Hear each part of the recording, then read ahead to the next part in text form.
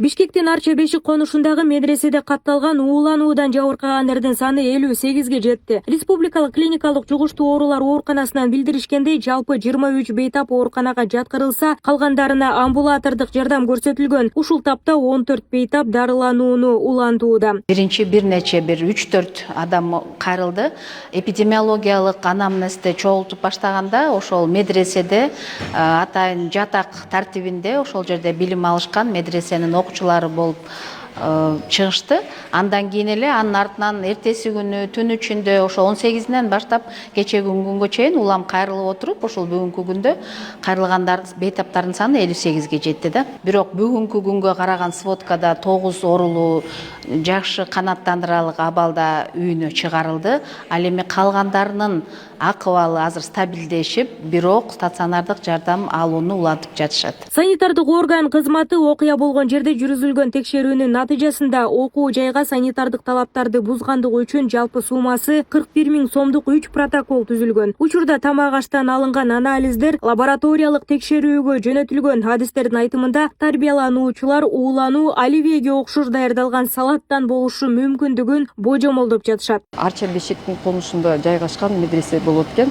Ошол жерде 419 бала окуйт экен, 16 жаштан 25 жашка чейин. Балдар болсо круглосуточно ошол жакта жатышат экен. Медресеге чыктык, калган тамактарды алдык, өзү жеген тамактарды калтырбаптыр.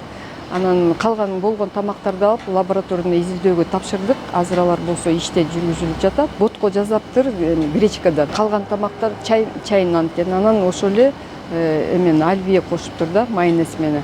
Биз ойлоп атабыз, ошо же холодильникте сакталбас, же кайсы же 2 күн жегендики болбойт да. Оливье майонез менен аралаштырган салаттар 2 сааттын ичинде жеп туруш керек да, калтырбаш керек. Статистикалык маалыматка ылайык, өткөн 2025-жылы жалпы 238 уулануу учуру катталып, 578 адам жабыркаган. Ал эми 2026-жылдын июнь айына чейин 79 уулануу фактысы катталса, анын ичинен 10 учуру массалык түрдө болгон. Жалпы 300дөй адам жабыркаган. Өлкөдө катталып жаткан мындай уулануу учурларынын көбөйүшү тамак аш коопсуздугуна көзөмөлдүү күчөтүү зарылчылыгын кайрадан көтөрдү. Жарандардын саламаттыгын коргоо максатында президент Садыр Жапаров атайын жарлыкка кол коюп, ишкерлерди текшерүүгө киргизилген мораторийден санитардык эпидемиологиялык көзөмөл мекемелерин чыгарды. Бул өзгөртүүгө ылайык санэпид көзөмөл органдарына калктын коопсуздугу үчүн коомдук тамактануучу жайларды жана ишкерлерди расмий түрдө текшерүүгө укук берилди. Саламаттык сактоо министрлиги президентке кайрылуу жасаган болчу ушу мораторийден ошо тамак аш коопсуздугун камсыздоо үчүн ошо мораторийден алып таштаганы текшерүүлөрдү. Ошол себептен азыркы күндө мына пландуу текшерүүлөрдү ошо биздин экономика каржы министрлиги менен макулдашуудан кийин гана жүргүзүшү керек да. Азыр мына 3-квартал болуп калды.